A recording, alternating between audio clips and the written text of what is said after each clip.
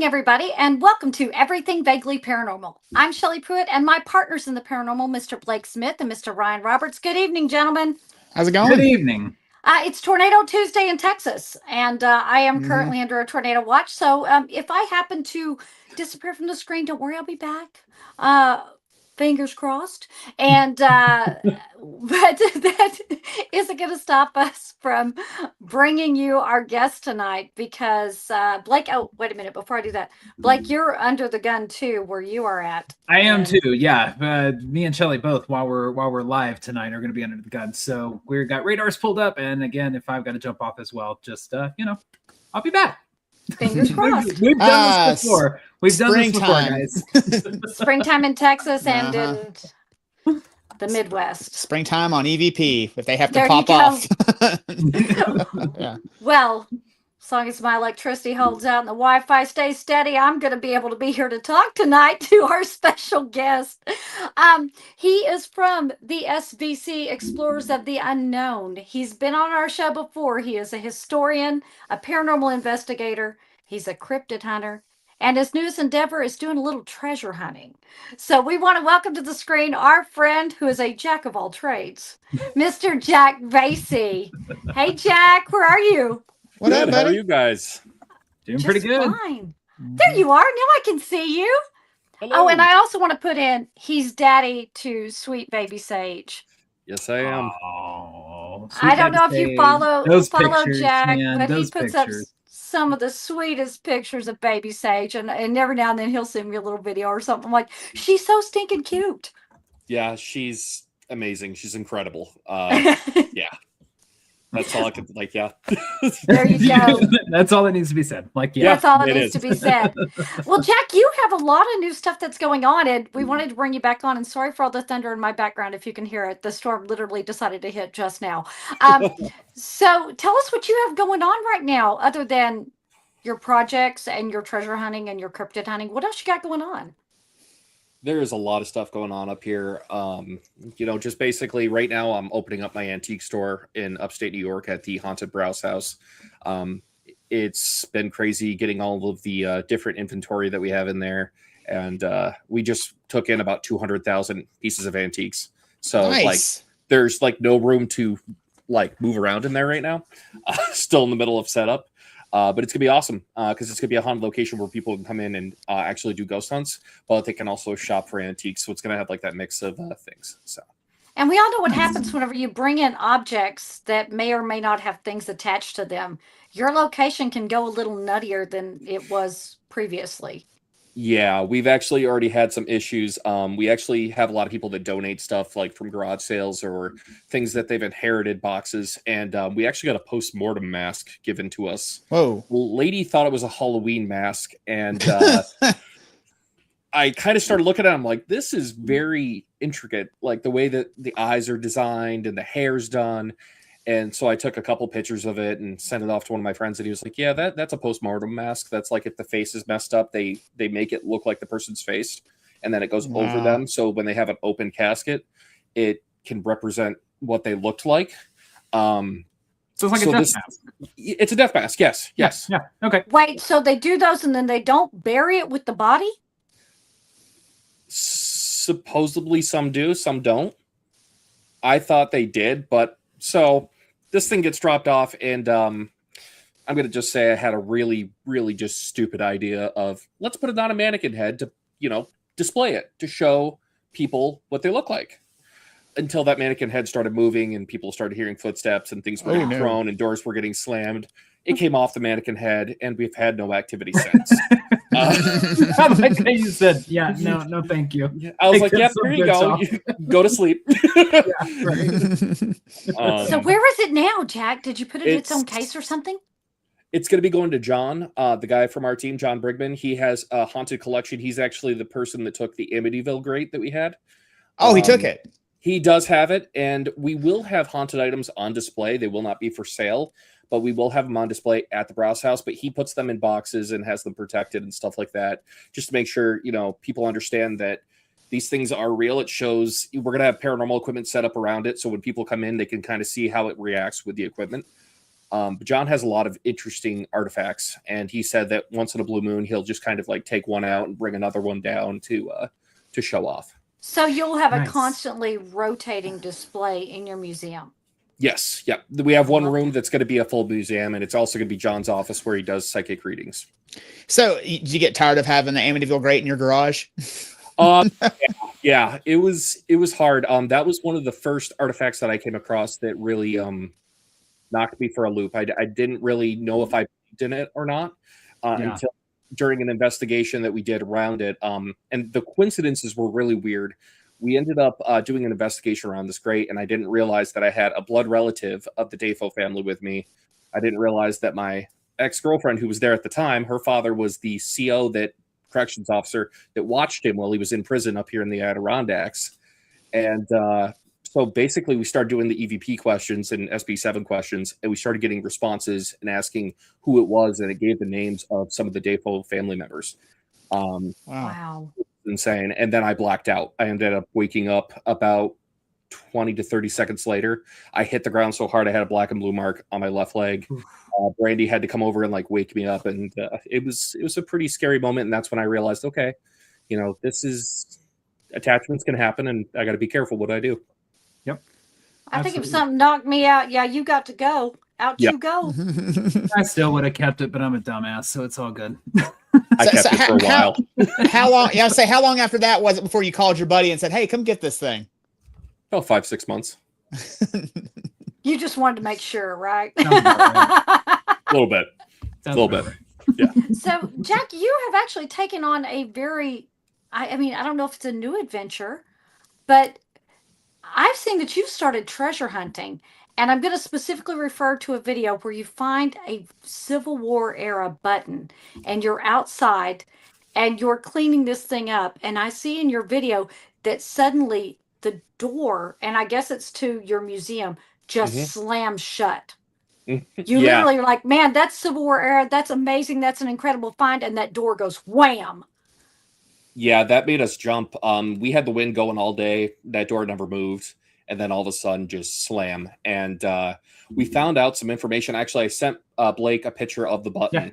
It's a pewter button, actually. I thought it was silver.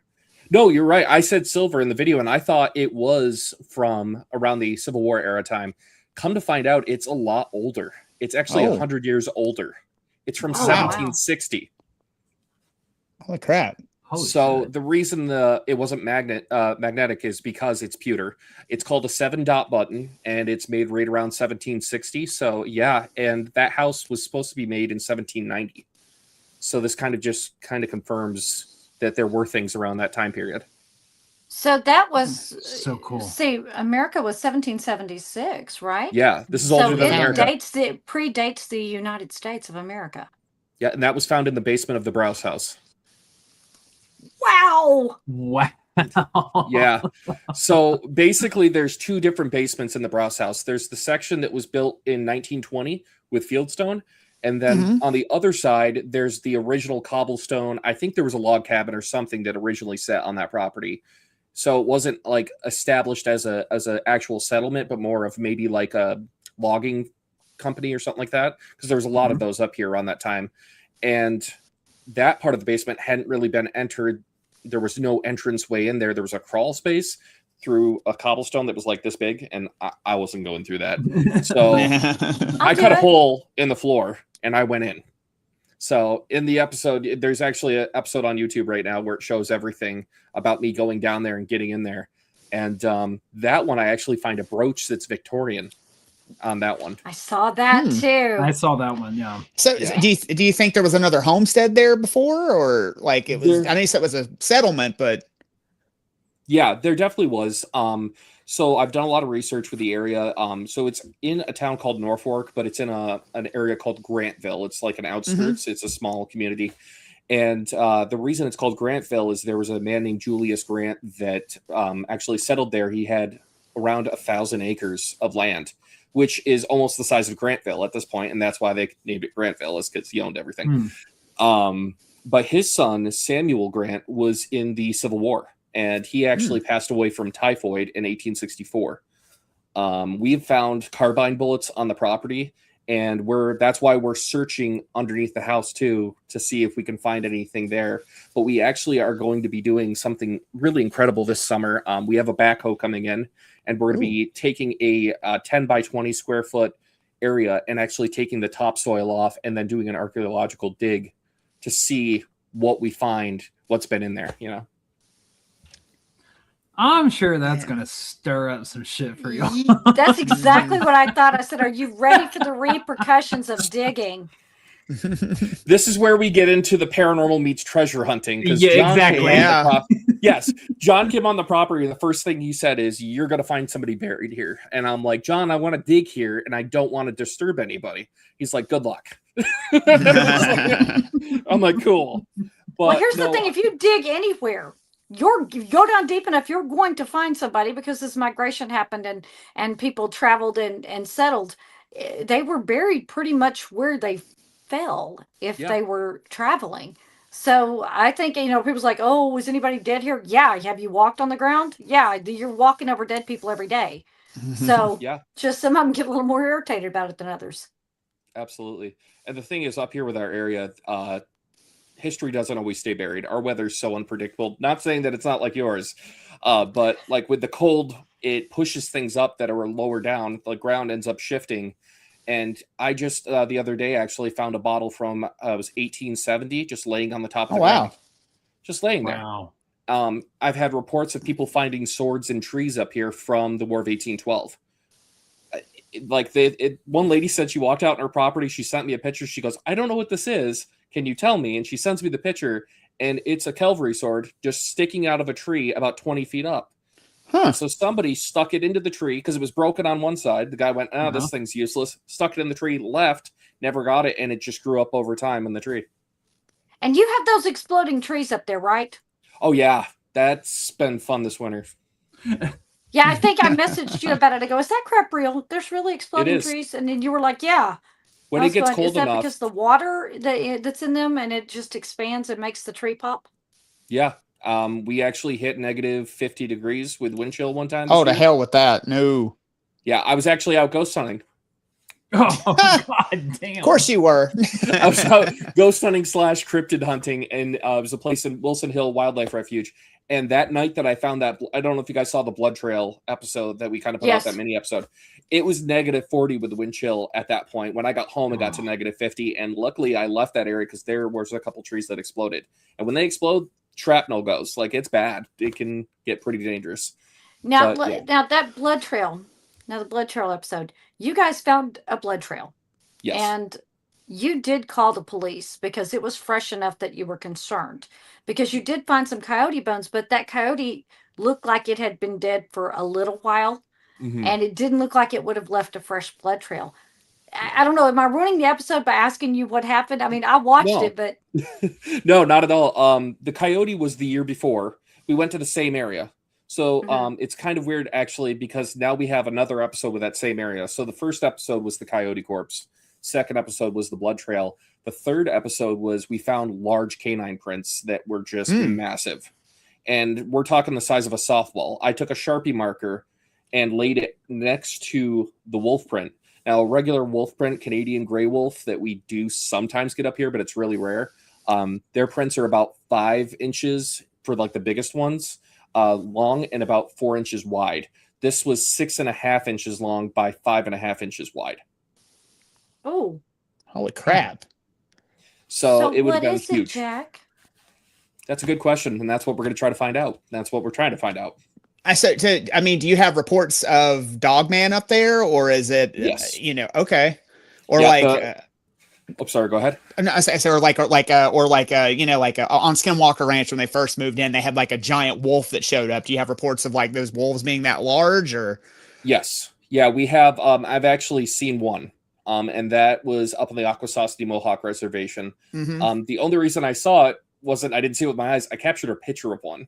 And I will send that to you guys. We'll have to do a cryptid episode where I talk to you about that, because that was on 80 acres of swampland. And I was taking pictures of it was a beautiful day. They had like sunset coming down over the trees. I'm like, this is great B-roll. I'm going to get some pictures, show them we're on scene.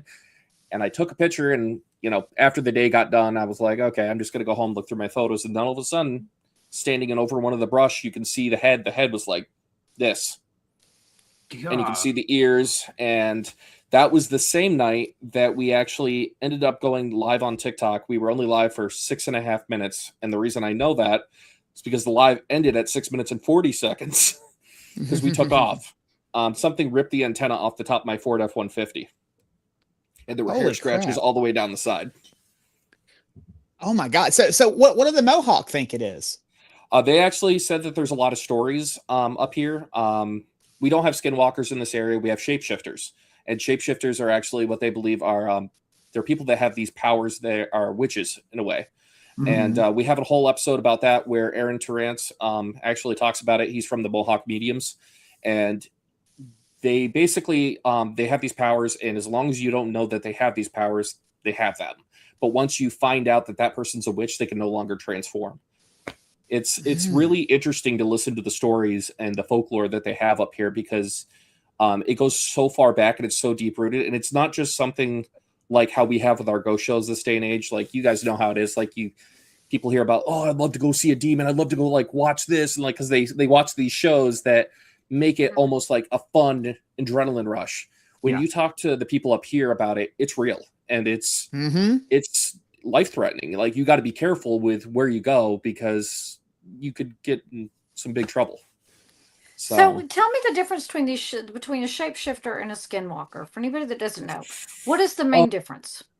That would probably be a good question for my one of my colleagues because that I'll probably screw it up to be honest. And Perks knows a lot of the folklore because she's from Arizona. She has family in who are Navajo and she has family that are Mohawk and she really knows the difference.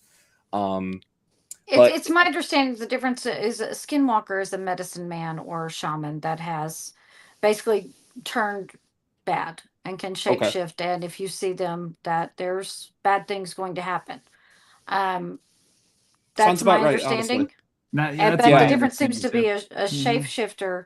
What you're saying, the shapeshifters are actual witches that have, as long as you don't know they're a witch, they have the power to transform. Yes. Right? Yeah. Okay. Right. And it seems like if you see a skinwalker, you're screwed. If you see one of those things, the power's taken away from them once you figure them out. So, yeah.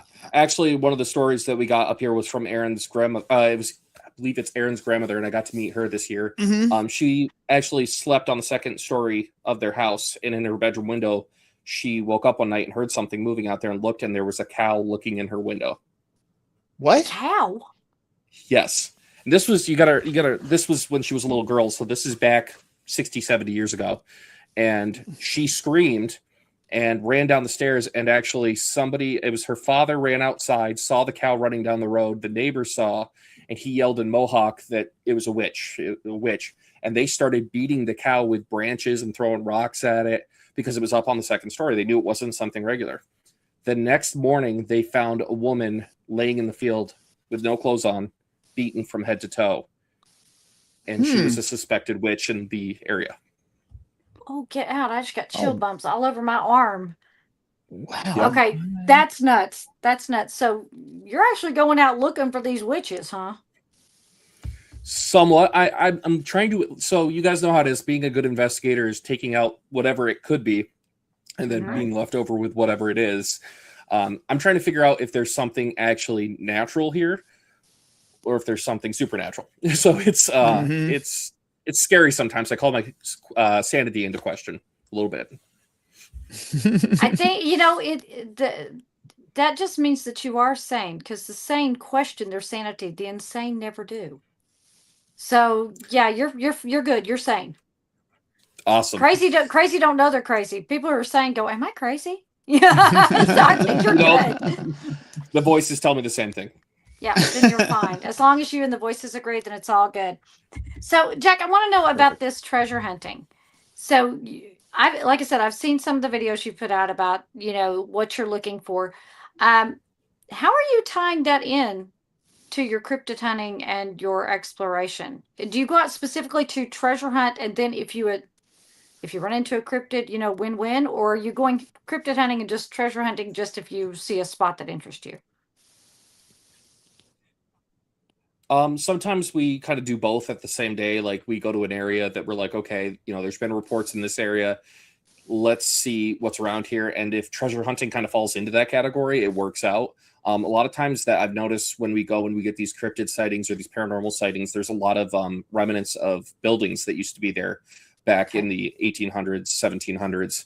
And so at that point, then you get the metal detector out and you go, okay, what am I going to find? Because those people left a lot of stuff behind. They were always moving. I know. It's like, what am I going to dig up? There's been times that we've gotten beautiful bottles, cobalt blue bottles and crystals. And, but most of the time it's a square nail. So the cobalt blue bottle, that's very interesting because Ryan being from North Carolina up in that northern area, those blue bottles were put on trees to keep away the haints. Absolutely. Which bottles? So if you're finding bottles, you're not bringing them with you, are you? That you bringing haints in your house? Nope. I haven't done that at all. He's like, well, He was like, no. Call my friend to come pick him up. I'll be right back. So my mom is now going to take every bottle that I've given her in her house that's blue and toss it out the window. Sorry, Mama Vaisey. Sorry about that. So do you think you're having these paranormal encounters around where these treasures are that you're looking for because people have done something to guard those treasures or to have those treasures protected by something that they maybe have conjured or maybe they have set into motion in case someone gets close to them? I think there's some treasures that are like that up here, especially the one that we're really basing a lot of our show around is Joseph Bonaparte, who is the brother of Napoleon. He hid a very, very, very large treasure somewhere in the Adirondacks. And it seems like every time we get close to this place, we've been filming it for over a year now. And Evan's actually working on, I'm just going to say it, he's working on a pilot episode. He's working on getting things ready to take a step further in the show. And every time that we've tried to get closer and closer to this treasure, it seems like something is just blocking us. I don't want to let too much out because let's just... Yes. Oh, sorry. You guys are breaking up a little bit. That's why I'm kind of like a little off. I'm just going to make sure that my internet's okay. I apologize. Would you like to tell them who Evan is, who your partner is? Because we haven't mentioned that yet. Or I'll do it for you. It's Evan B. Stone, who is the... There you go. Who is Josh Gates' #1 cameraman on Are we back? Expedition Unknown. Yes, sir. Yeah, we hear you. Okay. Awesome. I was telling sorry them about who that, your guys. partner was. It's bad. Yes, Evan B. Stone. He is the director of photography for Expedition Unknown. He's also worked on Finding Bigfoot, Ghost Nation, Ghost Hunters, Skinwalker Ranch. He helped with that. He's done a lot of different really cool shows. We've lost equipment while trying to find this. Some very expensive pieces of equipment. I can't say anything right now because at one part of the end of our episode that he's working on right now, you'll actually witness it happen, and it's at the worst possible timing. It always is. But yeah, no, we've gone there. Yeah, it really is. Yeah, we've gone there, and the grounds have been frozen. We were supposed to shoot last year, and we had extreme flooding to where the cave was completely submerged, where you couldn't even get into that area. So when are we expecting this episode to be ready? And are you putting out teasers on your YouTube? Is it me? No, I think I think he's lost this for right now. He's having a windstorm right now where he's at. So there's just welcome to Tuesday, guys. I know it's live Tuesday show. And yeah, live show. But if you go and follow SVC Explorers of the Unknown on YouTube, you'll be able to see some of these clips that he's releasing. Jack, you're back. I was going to ask it. Can they find some of these clips and teasers of your show on your YouTube channel? We will be releasing some more of the stuff. Yeah. Evan right now is working on the episode. We haven't released. This is all new footage. We want it to all be coming out at once. Oh man. Yeah. I think You have he's to turn your internet back on, Jack. But that's okay. So I'll tell you that I have been watching a lot of Jack stuff. And whenever he finds the brooch, this thing, it's not little. Right. He's using a metal detector. He finds it. It's about this big. And it either went on a hat or it went on a lapel. I'm saying brooch. He said brooch. But it could have been a very large, adornment for a hat. And Right. this thing is incredibly beautiful, even dirty, not cleaned up and fresh out of the dirt. And go ahead, tell him a little bit more about that, Jack. This brooch just fascinated me whenever you found it. Yeah, it was early 1800s hat brooch. It was incredible to just find it laying there. It looks like it must have fallen through the floorboards and just rested right on top. It's definitely got its age. I guess it's actually, at first I thought it was a metal that the brooch was made out of, but it's actually hand-blown glass. Oh, wow. Oh. Yeah, and you can actually see like the crackle and the different in color in it. It's absolutely gorgeous. And did you clean it? I don't recall if after you'd cleaned it up, did you show it? I am going to be posting some pictures this week of it all cleaned up because we're still working on it. There's so many little fine corners and pieces that it's hard to get cleaned. Okay, so I didn't miss that part. I just didn't see it. You haven't posted that up yet because I was looking to see what it looked like cleaned up because it was so pretty. It's just beautiful, like still dirty and everything. Yeah, go ahead, Ryan. Yeah, I'm sorry. No, you're fine. Say what is the process to clean something like that? Like what do you have to do? A lot of times it all depends on the material. Sometimes you're having to use just cold water and just a Q-tip and getting in fine areas. Sometimes it's using tweezers and putting a little bit of like cotton on the end and being able to move into those areas. It all depends on what you're cleaning because everything acts different to certain cleanings. So, okay. So being that this is mainly glass, you're going to use predominantly water. I'm assuming you don't want to put any kind of cleaning solution on it because of what's holding the glass stones in it. Yeah, it doesn't have glass stones. All the petals are glass. Oh, it's all glass. Okay. The petals are all a very light glass. So with that piece, it is hot water, but you kind of you put a little bit of Dawn dish soap in it. You let it sit for only 5 minutes. Let it come out, and that got a huge amount of the mud and the dust and the dirt out of there. I removed the string that was still attached to it, and I actually put it back around it once it was cleaned up because I wanted that string to be there because it was a part of the original brooch. What do you think that string was? I mean, I know you said that it could have been just like a thread that was stitching it on, or is that what you still think it is? Yeah, I think it was a part of the original hat where it attached. They took a string and they put it around the bracket there, and then went through the hat and then back around the other side. I love that. And that was found at the Browse House, right? Yes, that was also found in the basement of the Browse House.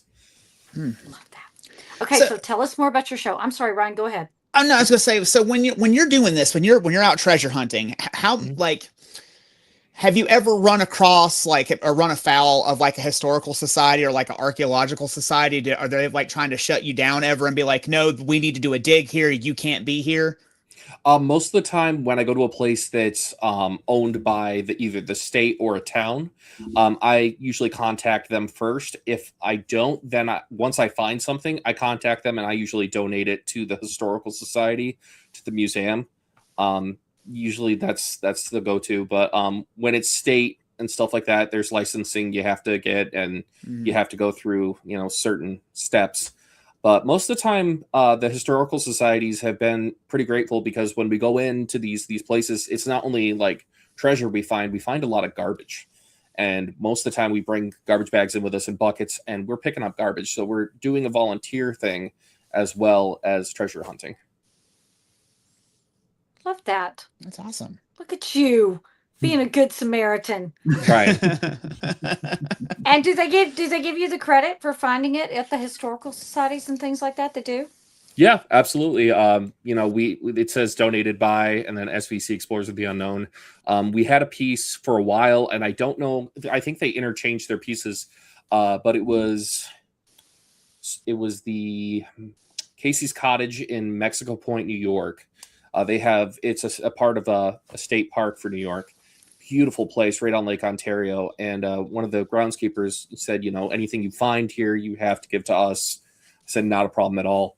And I went out there and actually found a sword hilt from the War of 1812 that was in the sand about 3 to 4 inches down. It apparently, because the sand just kept on getting washed out, it came up more and more, and I ended up finding it.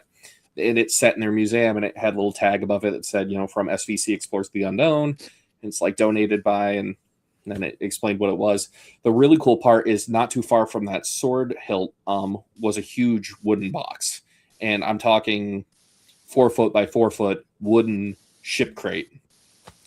And the metal detector was going off like crazy. Now, I don't know if it was because of like square nails or if it was because there's something sitting in the box. Well, we started to dig, and then all of a sudden, storm rolls in right off Lake Ontario. We had to get out of there because thunder and lightning coming down. And that was our last day. And we ended up coming back later on, and the box was completely gone. It was buried under sand. Like, it was so heartbreaking. But we took pictures and 3D scans of it before we left, just to make sure. So we know exactly where it is, and it still sits there to this day. Our plan is going back there and trying to get it. I'm sorry, Jack. I'd have had to either take the box or open it right then and there, because I wouldn't have been able to just walk away from it. There would have been no way. Trust me, John and I were both like, we'll stay out in the thunderstorm. We don't care. Yeah. Yeah. Sometimes you just gotta do what you have to do for your safety. Yeah, you gotta open the box. Well, listen. Yeah, you're right. You know what? You're right, Shelly. I'm just not even going to try to argue this. This is why Shelly would be the first one to be cursed in a movie, because she'd just be like, fucking open the box without reading any of the inscriptions on the side. What is this, a Dibbit box? Okay, let me look. It's like, have you seen Raiders of the Lost Ark? You don't open the box. I'll be like, oh, there's supposed to be a spirit in here. Hello? No, I actually would open up the box. Scan the first. Yeah. Wait, so Jack, how do you know it's still there? How do you know that somebody else didn't come up on it right after you guys and take off with it? Because we rediscovered it a couple years later at the location, but we discovered it in the springtime and the sand was still frozen. So there was no digging in there unless you brought an excavator in, because once sand gets frozen, it's like concrete. Get a blowtorch, boy. They're portable. You just ride around to a wooden box. Okay. This is why Shelley's a paranormal investigator and not a treasure hunter. Yeah, I'm not a treasure hunter. My luck is I would find the one crate that had dynamite sticks in it. Like, don't worry, guys, I got a blowtorch. You go Wile E. Coyote all over that beach. I see how you are. So are you guys filming? Because now I'm fascinated about the box, Jack. Are you guys filming an episode around what could be in this box? Because I'm fascinated. I want to know right now what's in the box. That's the plan. Is we plan on going down to Mexico now. At this point, because we have found it, we have a lot of political tape we have to go through. Because before it was like, oh, just give us what you find, and now it's, hey, you need to have a New York State license to metal detect. 2, you need to get permission from the state parks, and that can take quite a while to get. And 3, they'll want certain people to be there to make sure that you're not like damaging any of the natural habitat, wildlife and stuff like that, and you're not like leaving. Torches, blow torches, I mean, so you're going through all that. You're going through all those steps. Yeah. And we're at a pause. Got red tape holding you up? Cannot confirm nor deny those accusations. Okay. All right. We'll leave it at that. Hey, state of New York, let him hunt. I got to know what's in the box. Anyway, go ahead. What's in the box? What's in the box? I don't know. I think you should take what's behind the curtain, Jack. Yeah, that's true. It's a game show reference for you other two. Oh, I got it. I just said I always take the box. You don't know me. Ryan, you had a question. Go ahead. I'm saying, so you said you know exactly where this box is. Are you not worried about the shifting sands? And you're talking about how the weather just could dig stuff up. Are you not worried that it's just going to disappear one of these days? that is a worry. But when you have your hands tied, there's really nothing you can do. Mhm. I've always told people, always obey the laws that are out there. They're there for a reason. And that's one thing when I tell people to treasure hunt and going out and looking at places, like if you find a piece of property that's, posted, or it's, you can obviously tell somebody owns it, talk to them before going on it, because it's respect. Like, I now know how that feels because I've had several people approach me about the Browse House, and they're like, I wanted to metal detect on this thing for years. I know there's stuff here, and I've had to go, hey, listen, sorry, but this is private property because I own that place. I want to be the one that discovers it. So I now know how it feels to be on the other side. So I always tell people, just be respectful, follow the rules, and, just hopefully the box will still be there. And if it isn't, because otherwise it's trespassing and it's illegal, and you go to jail for that. Exactly. Well, yeah, I mean, you said the storm blew up as soon as you guys found the box. It seems like with every lost treasure, that seems to happen. Like some sort of environmental disaster happens. Like if you watch The Curse of Oak Island or anything like that. Now, do you think these things are wanting to remain hidden? I honestly, it feels that way. There's been multiple times that we've had stuff like this happen, and it's like Shelly said, it's hard to sleep at night once you have something that you've been so close to, and you're like, what was in it? Because in that location, there's 3 shipwrecks from the War of 1812.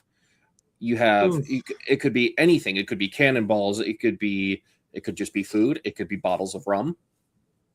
It could be gold, silver. It could be so many different things. And it's just sitting there and it's setting off the metal detector, but there's nothing I can do.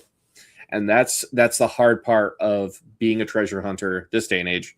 It's because there are so many rules and regulations that keep you at bay. But like I said, they're there for a reason, so people do it safely and don't hurt the environment. Well, and preserve the artifact. Exactly. Yeah, I'd acted like I didn't. I've been like, oops, how'd the axe get in the top of that box? Oh, well, as long as it's open. Hey, where'd these singe marks come from? That came from her blowtorch. Yeah, I don't really know how to work it. Oops, it was on, it slipped. I don't know what happened. Yeah, it's fine. Look at that, But as long as it's open, let's take a look. Yeah, it's fine. The same reason we don't let Shelly play with technology on investigations. No, it's never a good idea. I don't know how I transferred 40 grand over to Persia. What the fuck? It'll be fine. The kid on the ad looked hungry. Leave me alone. I'm a humanitarian. Anyway. Speaking of Shelly and technology, that security camera footage. Child. Yes. What was that? I have no idea, but it was my last day there. I was cleaning up, and that's what happened. Been my last day there too.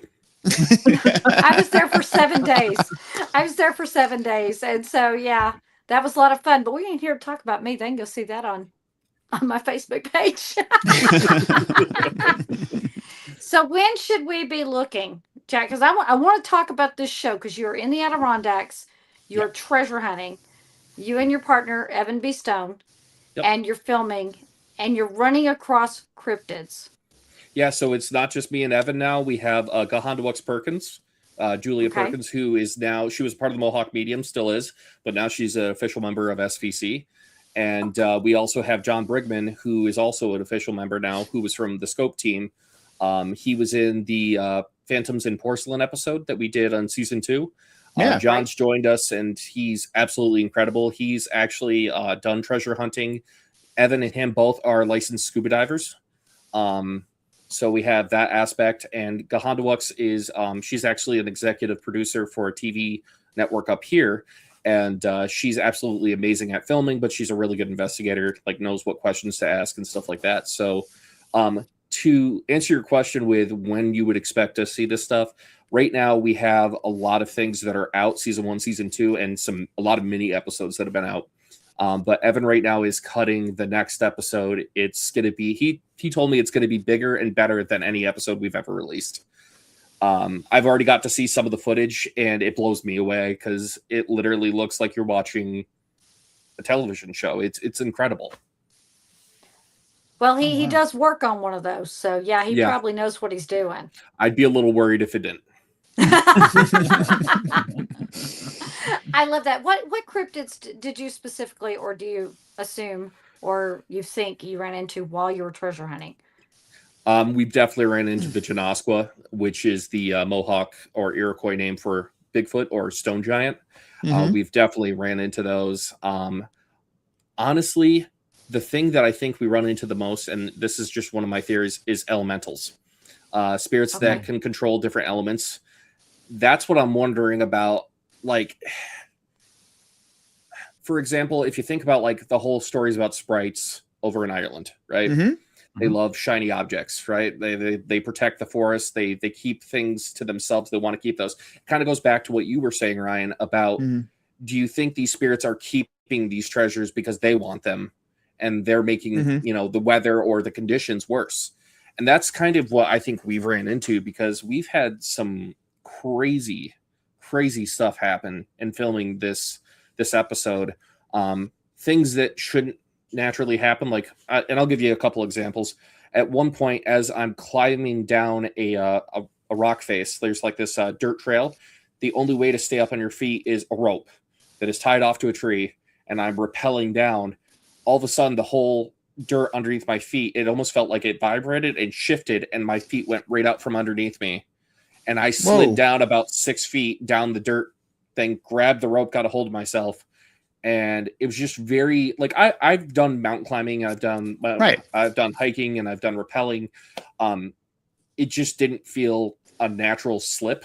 I can't say whether it was or not, but I almost like twisted my leg pretty bad. Holy crap. And we were in an area that you would not have been able to go to. We were probably about an hour away from a closest hospital in the Adirondacks. So I think that we've ran into some elementals with the treasure hunting. Did they have a shape or a form, or is it just a feeling? We've had a lot of feelings. As far as shape or form, I think it's just been the weather, honestly. Like, the elements have really been against us.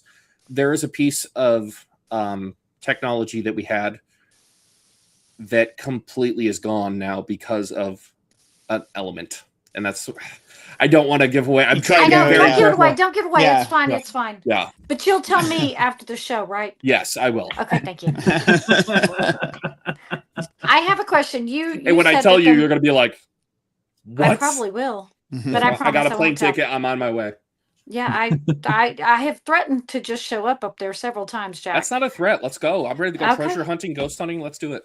I'm here. Hi. I want to go treasure hunting. But I have a question now, because you said it was a shemak. What was the Mohawk word you said was for Bigfoot? Janasqua. Shinasqua. Well, I totally wrote that down wrong. So close, Shelley. it's GENOSKWA. Janasqua. Okay. So you said it's their word for Bigfoot or stone giant. That gives me two completely different images. What can you make that make sense for me? Because Bigfoot, I think 7 foot something, hairy, ape appearing cryptid. Stone giant, I picture Easter Island. Yes, that definitely makes sense. So the reason they called them stone giants is because these were large creatures that would throw stones. That's how they would try to. So they would call it the stone giant. It would take large rocks and throw it at them to be like territorial, keep them away. So that was the name they gave it. Okay, stone giant. I would have called them stone chunkers, but that's just me. I want to know what stone chunkers is in Mohawk, because that sounds awesome. You need to ask him. Well, now you see why we don't let Shelley name things on investigations. I think you're just giving away all your secrets tonight. All those in favor of stone chunker, raise your hand. I like it, because you know what? That tells me exactly what it is and what it does. They're a stone chunker. Yep. I get it. Oh, you said chucker. I thought you said chunker. Chunk. No, yeah, chunker. She did. They're chunking stones. She did. She just has a thick Texas accent. So gotcha. Yeah. Sorry, sugar. I love you. Now, is there a distinct difference between like what we would know as Bigfoot and the stone giant? Honestly, a lot of the different areas where Bigfoots are, Sasquatches and stuff like that, it all differs to the elements that they live in.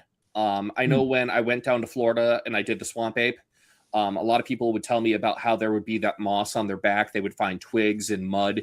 They weren't like a clean animal. They had the mange kind of look. They were more territorial, more aggressive, because they're also dealing with, gators down there, and they're dealing with all different kinds of animals. And then you come up here to the northern region, and it's thick brown fur that's, some people have said they've seen pine needles and pine cones. So it's all depending on the elements on what they look like. And it kind of goes back to like the whole Yeti thing, white fur. It's trying to blend into its surroundings. So I think each one of them had their own personality due to where they live and what they have to survive. Well, I've always equated that to like the different species of bears. Yes. The bears have different color fur. They have different, technique, and just depending on where they live, they're made of their environment. So it would make sense that Bigfoot, Sasquatch, skunk apes, rougarous, whatever you want to call them, stone chunkers. I'm going to make a shirt now for SVC that says Stone Chunkers. And it's just going to be like, that's going to be a shirt now. But I think that they're all the same. It's just they're very adaptable to the environment of which they live in, just like bears are, just like all kind of animals are. Absolutely. I say bears because they're the ones that have fur as well. So yeah. Well, the last time we talked, scariest moment, Jack. I was going to ask him scariest moment in your filming thus far of the new show.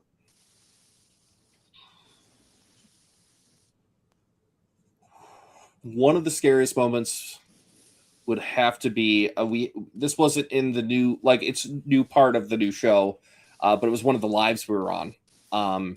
We were out in a state forest that was about 4,000 acres, pitch black out, and we were actually doing a Bigfoot investigation. And we actually had multiple footsteps that you could hear running through the woods towards us. Perks was there. One of my friends, Eric, who joins us all the time, he was there, and it got so close that I was ready to actually see a Sasquatch. Like, I was ready to actually have visual, like, eye-to-eye contact with this thing. And then all of a sudden, the footsteps disappeared. And it had my heart racing so fast because, one, I realized we had no means of protection at all, except for the vehicle. And two, it was just like, it took my breath away. Like, it actually, like, I was hard to breathe. So I'd have to say that's one of the scariest. But if it was scariest moments of treasure hunting, it would have to be crawling into a cave that is about the size of me and having to suck my gut in to get in. Nope. And that just sets my claustrophobia. And I'm claustrophobic too. And I'm like, ooh, this is going to suck. But if I don't go, I'm going to kick myself in the butt for the rest of my life. Nope. And I'm glad I did, because I will tell you, we made one of the craziest discoveries. Oh, no. It might be one of the most top discoveries, I'd say, in a very, very long time. Like, wow. It's just, can't talk about it, unfortunately. But I know. I know you want to so bad. I want you to talk about it, but you can't. I know. Yeah, it's going to be big. NDAs. So the last time we talked to you, man, I know you were looking at a spot, and you wanted to have like an antique store, and you wanted to have a place where people come and investigate, and that didn't quite work out. But this new spot that you're at, how did you find it, and what's going on with all that? It literally fell in my lap. It was a beautiful house that I've seen for years. It laid abandoned, and I found out that somebody I knew owned it. And they were renting it, and the person that was renting it decided to stop paying rent and went through a whole legal battle, and they went, we just want to be out of it. I said, perfect. How much? And I got it for a very good price in New York State. And I've already removed 15 tons of garbage off the property. Holy crap. I've cleaned up that much. But in that 15 tons of garbage, I have found artifacts that are insane. And this, you couldn't have a more perfect building to have a haunted antique store in than the Browse House. It's perfect. And the cool part is there's so much land that came with it. There's 2.1 acres of land surrounding it. And there are metal scrap, and there's glass, little glass piles. So you'll find like medicine bottles from like the 1800s over there. So there's little treasure pockets all over the property. And I'm like, man, it'd be so cool to take these things and let people be able to like treasure hunt as well, certain areas. But yeah, no, the Browse House is going to be an awesome antique store. Honestly, like I said, we've gotten in multiple consigners, and we're doing what's called the Explorers Flea Market. It's going to be every Sunday from 11 to 5, where people can come in and set up booths. And we have readers that are to come in. We have people that are doing food. We have food vendors. There's going to be music, and people can just come and have a good time. They get to be, outside. We actually had our Halloween event this year, and it was nuts. We had over 200 people show up. Oh. We had a paranormal team from ESP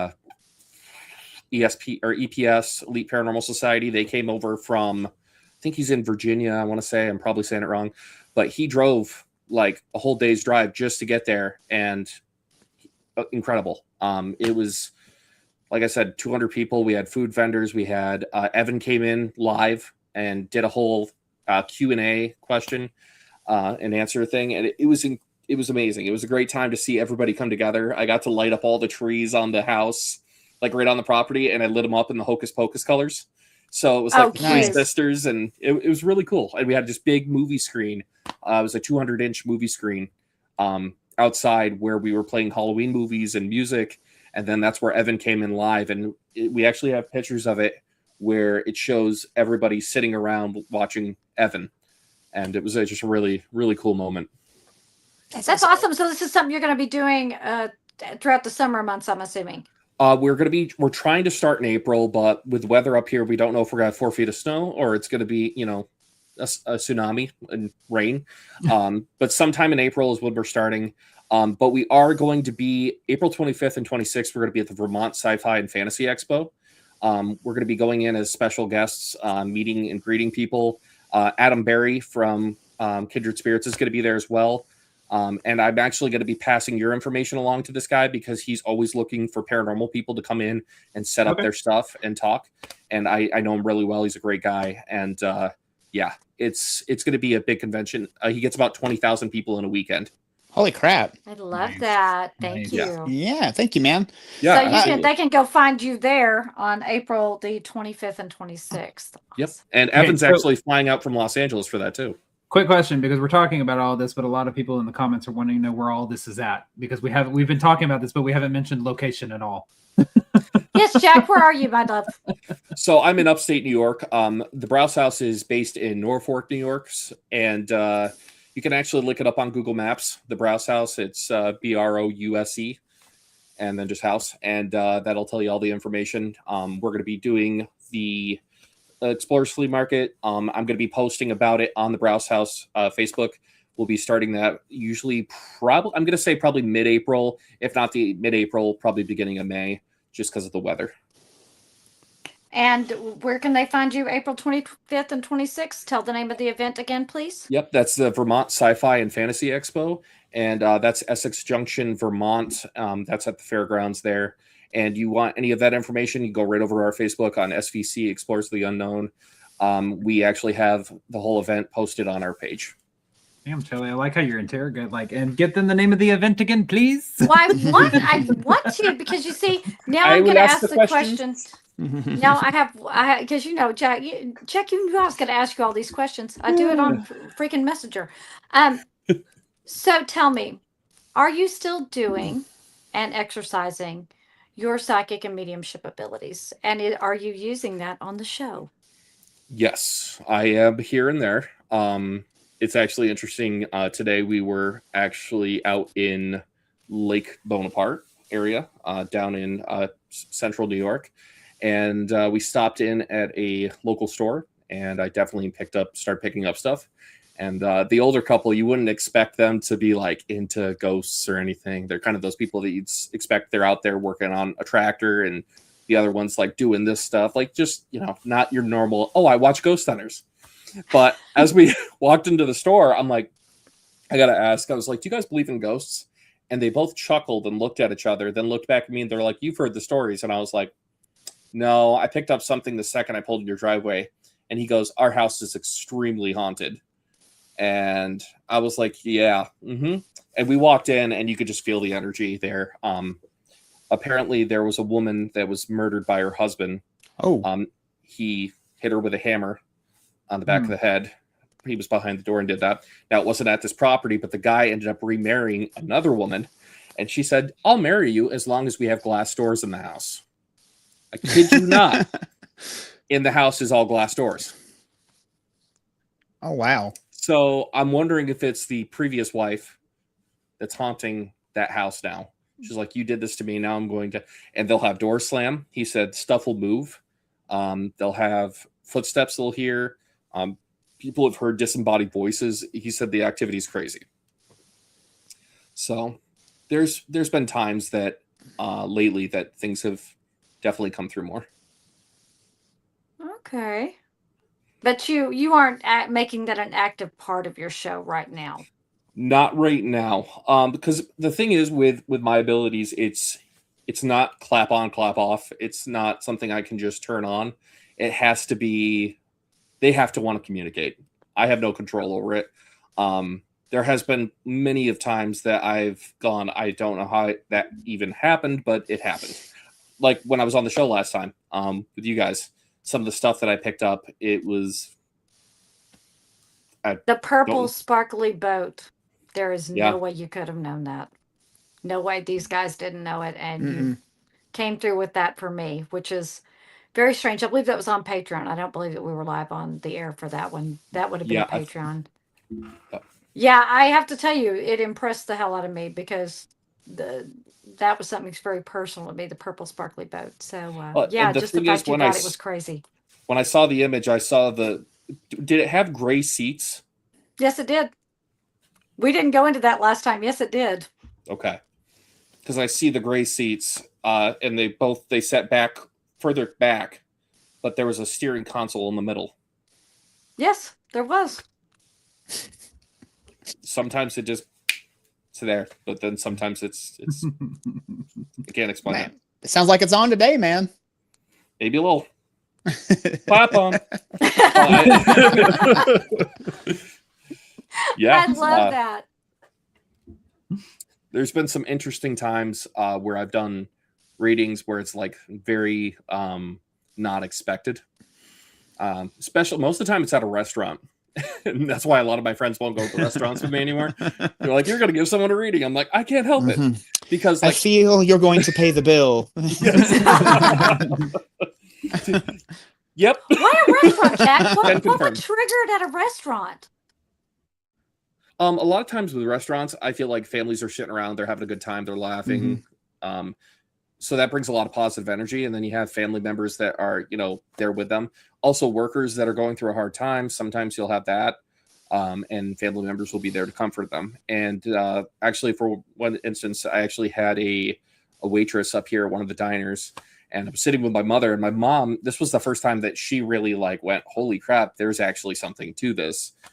She was sitting across from me, and she could tell I was uncomfortable because as the waitress walked by me, behind her, I don't know if I've shared this with you guys before, but the waitress it was her mother walking behind her, but the woman was in a muumuu, had the glasses, the necklace, her hair was kind of just all done up, and she's just kind of shuffling behind her, and I'm like I'm just gonna ignore it. And she's like, you got to talk to her, and I'm like, okay. And my mom looks at me, she's like, what's going on? And I was like, the girl's mother is with her and she has a message for her. And of course my mom's, she believes me, but at the same point, she's a lot like you, Shelly. You have to see the proof to really understand it more, to really get it. And my mom's sitting there, she's like, do you want to do it? And I was like, I kind of really don't have any choice. I won't be able to eat my meal if I don't. So I'm going to say something. And she walks by and I said, excuse me, miss. And she's like, yes. I was like, do you believe in psychic mediums? And she's like, yes, kind of. I was like, I know this is going to sound weird because, I'm just eating here, but your mother has come through and she wants you to know. And it wasn't at that point, I hadn't heard anything. It just came out. And that was the weird part for me. That was the first time that I really let it flow. And her mother wanted her to know that she's not upset with her. And she understands that she was being there for her sister at the time because her sister was going through a lot when she passed away. Somebody just said Jack has done tarot card readings for me before and he has nailed the readings. I used to do a little tarot and stuff. But yeah, I started explaining that her daughter is with her and your mother is taking care of your daughter. And this girl just starts breaking down into tears. And I'm like, I'm so sorry. Like, I felt so bad. And she goes, you don't know how much I've been worrying about my daughter and about how my mother felt. She goes, my mom passed away and my sister was actually getting out of an abusive relationship. So I was helping my sister move. And my daughter passed away when she was 6. Oh. And so none of this stuff I should have known, but I gave her that piece. Yeah. And I think that is why I've started to let out my abilities more, because I'm like, somebody might need to hear that in that moment, because you don't know what people are going through. Right. So, To me, that to me, And you know, I made on the. a I'm per- sorry. Go I'm ahead. gonna say, to me, on a personal level with my readings, is that's exactly why I love doing the readings and love allowing that to come through. Seeing the healing in real time when you hit something that there's absolutely no way that you were supposed to know, and watching that person, a little piece of them heals right before your eyes, is something that I'll never take for granted, because that's why I love doing what I do. So I get it when a spirit is so persistent that they're like, no, you, I'm gonna need you to get this person's attention. It's moving. It's moving, and it is. I'm grateful that I have, and I'm sure you are as well. I'm grateful that I have that ability to be able to help people heal in a way. Yeah. I think it's a double-edged sword, and I think once we look at it as the positive part, it makes it a lot easier, because there are times where, you go into a place, it drains you. That happened today. We were doing an investigation out at the Bonaparte, where one of them was buried today, and my energy just got drained like that. And I looked at perks, and I was like, we need to shut off the equipment. My spirit guides are telling me I need to step away from this. And it was a really powerful moment to feel like something sucking the energy out of me. And that's something that how it feels. It's just, it's not good. Yep. Right.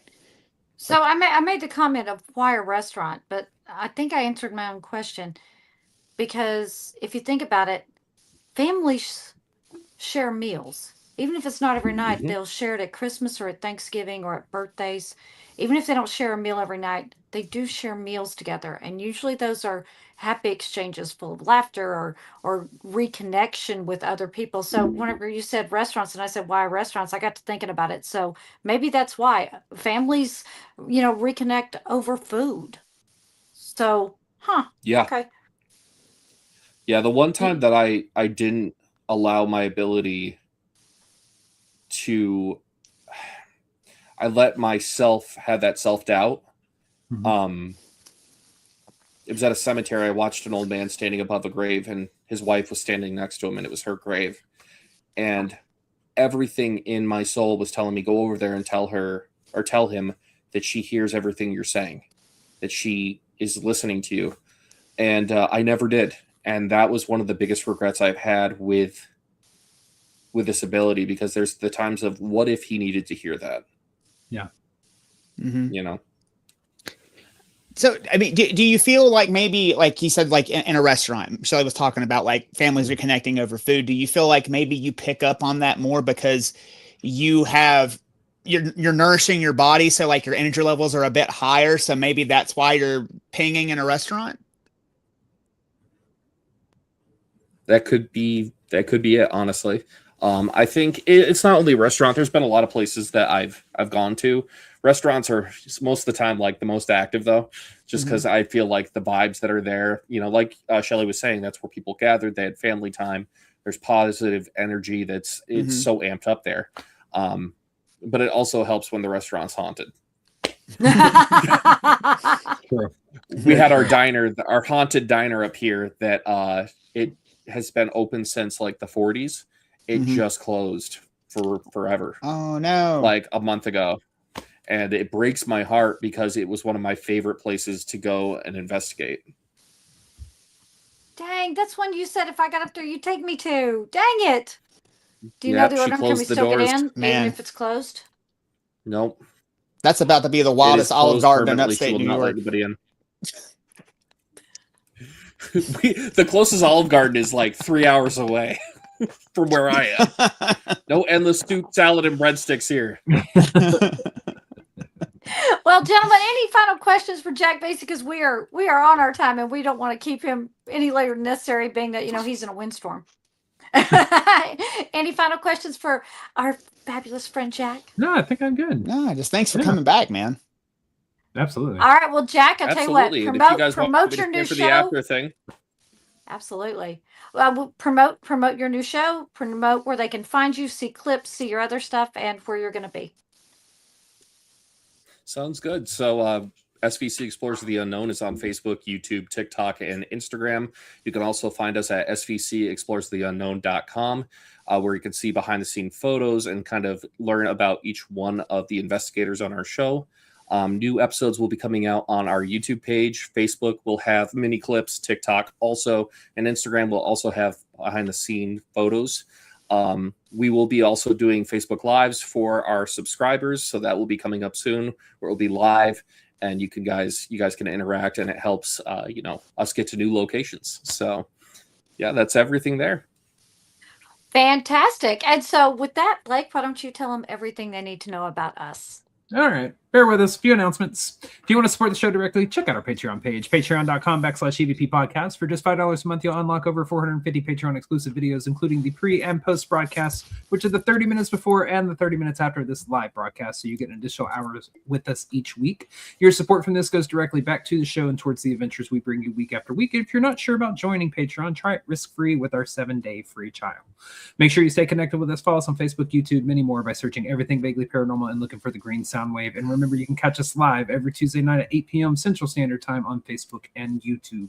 Also, go subscribe to our Eventbrite page to be notified when public investigation tickets go on sale. We have 3 two-night events at the Old Park Hotel in Ballinger, Texas, currently on sale, and we are also working on releasing Broadhead Manor tickets. Yes, we're still working on that. I've been down and out for the last couple of weeks, but I'm on the mend, so we will be getting those posted soon.